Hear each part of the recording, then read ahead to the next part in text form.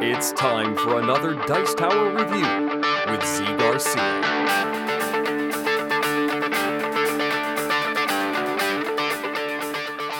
Hey everybody, today I'm taking a look at a small card game called Qwinto, the card game. Now you may be familiar with another game called Qwinto, which is a dice rolling game, a roll and write game. Roll some dice, make some annotations on your own sheet, the other players do the same thing on their own sheets, see who gets the highest score at the end of the game. This is technically still a roll and write game, though I guess it's a play cards and write game, but that's not as pithy.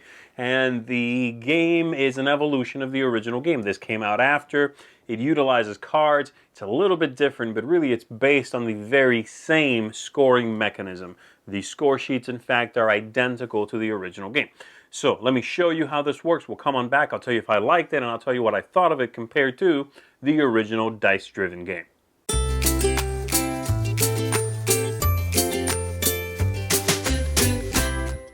In the game, the players are going to be attempting to get the highest score possible by manipulating these cards in the middle with the cards from their hand and then writing down in their score sheet convenient values so that they get the highest score they can. The idea is that you are going to be filling in numbers in ascending order in the orange, the yellow, and the purple tracks here, trying to fill in a complete column, a complete row rather, because that's going to give you a lot more victory points than not. And then also putting values in these, in the pentagons here that are on the sheet as opposed to the circles, and then filling in that entire column so that they score some bonus points for those symbols. So for instance, I'll just show you a previous one I have here in which I've entered some values, again always going up, filling in a column with a pentagon if I can, because that gives me bonus points. So for example, here's how the scoring works, and I'll talk about the actual mechanisms and how you get these points. If you fill in a column entirely, you are going to get the highest number in that column as points. If you do not, you are going to get 1 point per number you filled in. So in this instance, I have here my score, 7 for orange, because I put in 7 numbers. If I had filled it in completely, I would have gotten whatever the highest number is. Let's say I got all the way up to 18, then I write in 18 right there.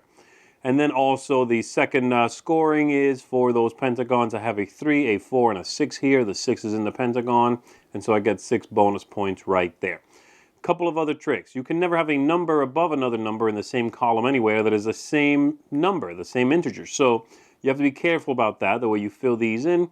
And then also, if you cannot enter a number, then you have to cross out one of these penalty spots. It's going to cost you 5 victory points at the end of the game. And the game's going to be over when 2 of these columns are filled in, the rows, or someone has taken all 4 penalties on their sheet. You add up your score, you see who the winner is.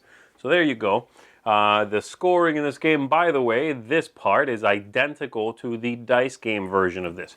So how do we actually score these numbers? How do you decide what the numbers are? Well, we have our layout here at the beginning of the game, and then each player has 3 cards. On your turn, you are going to be playing a card, possibly 2 if they're the same number, to somewhere on here and deciding what is going to be scored and in what color. So I'll give you an example. Let's say I play this card here, this orange card. I'll put it right here covering this 2. And what we're looking at, depending on where I played, we look at the L that creates. So in this case, this one right here. I'm going to add up those numbers, and so my total here is 7, and the colors that make up that L are the ones in which we may write. So 7, and it's orange, because gray is not one of the colors. It's a colorless card. And so 7 in orange is what I say. I write down 7 in orange for myself. I have to, or take a penalty. And the other players may do so. They don't have to take a penalty if they cannot put in a 7 in orange. And so they'd write in a 7 in here somewhere. Let's say they want to put it right there. They'll put in a 7 right there. I'll put one in somewhere.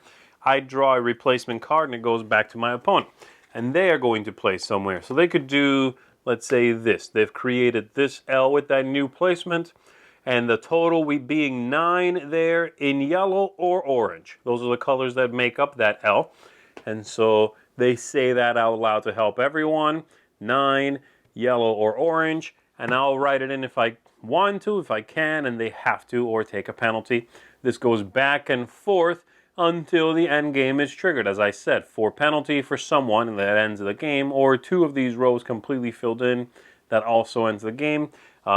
If you have to reshuffle the deck of cards, you are simply going to leave the top cards from each stack on the table, remove everything underneath it, and shuffle all of that back into the deck. Continue playing like that. The other corner case rule I was talking about is that sometimes you'll have 2 cards that are the same number, and you don't have to, but you may play them both. And the way that works is very simple. You are going to play one, and then play another one next to that, and it's that second card that creates the L. In this case, I'm looking at this L right here because that's the last card I played. That is 8 in purple or in orange. And at the end of that round, I'll draw back up to 3, so I'll need to take 2 cards for myself. That's it. That's how you play the game. Very easy, very straightforward. Let's go back up top. Let me tell you what I think about Qwinto, the card game. All right, so there you have it. That is Qwinto, the card game. Let's go over some talking points here with the target system. Thematic ties is the first one. This game has no theme. Moving on. Aesthetics, the quality of the components. The game looks good. It's bright. It's sharply done. Card quality is fantastic. Linen finished cards. This company always has really, really superb card quality. And then the score sheet's very nice, and everything is well done. There's very few components here, but everything in the box is nicely done.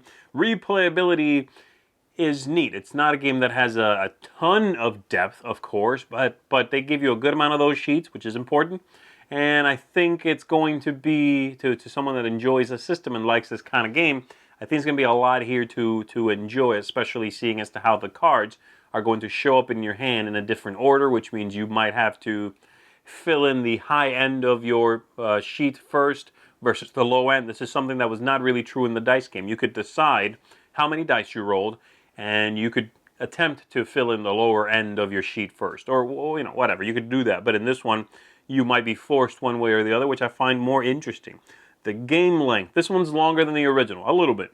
And that is because there's going to be a little more thinking as to how you play your cards, where you play your cards, how you manipulate that. So if your favorite thing of the original, and assuming you play the original, is that it was so quick, you grab some dice, you chuck them, you write something down, next player go, then yes, be aware this is going to be a little bit slower than that, but it's also more thinky than that. So I think those two things will balance out. The ease of play, which is the fiddliness, how easy is it to teach, to play, very high. It's very few moving parts for one thing, but it's all clear, it's well explained, it is an interesting, the rules are laid out in a very straightforward way. This does have German rules in the box, but you can easily look up English rules if you are an English speaker online. So that's, the website will have them, so that's not an issue. And so I find the ease of play to be right on point. They know how to streamline these games to make it very easy to play. And then lastly, tactics and strategy. The game is largely tactical. Of course, you are going to draw new cards that are going to allow you to do something different the next go. But you have a hand of 3 cards. That's tricky because you don't always have exactly what you want. Those 4 cards in the middle, though, allow for a surprising amount of manipulation because you can, depending on the way you manipulate, not just the numbers, but it's the colors that's the tricky part. Depending on how you manipulate the colors, you can get the number you want. Often. You cannot always do it, but usually you can do it. And if you're really stuck, you've got 2 numbers of the same kind, and you've already filled, let's say you have 2 1s, you've filled in the lower part of your scoring board, get rid of them both. Draw some new cards, and I like that as well. Really neat stuff. I like this game a lot. I like the original quite a bit. I like the new one even more. I think the card-driven system here makes for better tactical choices, makes for a game that is just a little more thinky. It's still very much the same feeling. It's still very much the same scoring, but it all being driven by not a die roll, but you deciding where your card go. Now, I get you draw the card blindly, right? That's fine, but then on top of that, you got a little more choice. You get to decide where that card goes. And it makes the game a little bit slower, but a little thinkier, and I enjoy how that feels. This is one, I think, of all the ones I've played, this is one of the write stuff on your sheet style games, which is one of the thinkier ones, one of the more tactically rich ones, and for that I very much enjoy it. So if you enjoy roll and write games, if you have enjoyed the first one in the series here, the original Qwinto, then I would very much recommend this one. This is, in my opinion, one of the better games in this style of game, and for that I'm going to give this one a seal of approval. Very much, I would say, go out and check it out. Small game, something you can take along with you, but a great, neat design that you can get just about everyone to play with you. That is Qwinto, the card game. Thanks so much for watching the Dice Tower videos. Find more great videos and reviews, as well as our top-rated audio podcast at Dicetower.com. You can also find other great shows at Dicetowernetwork.com. I'm Eric Summerer, and you've been watching The Dice Tower. The Dice Tower is sponsored by Cool Stuff Inc., where you can find great games for great prices. Cool stuff in stock. Check them out at CoolStuffInc.com.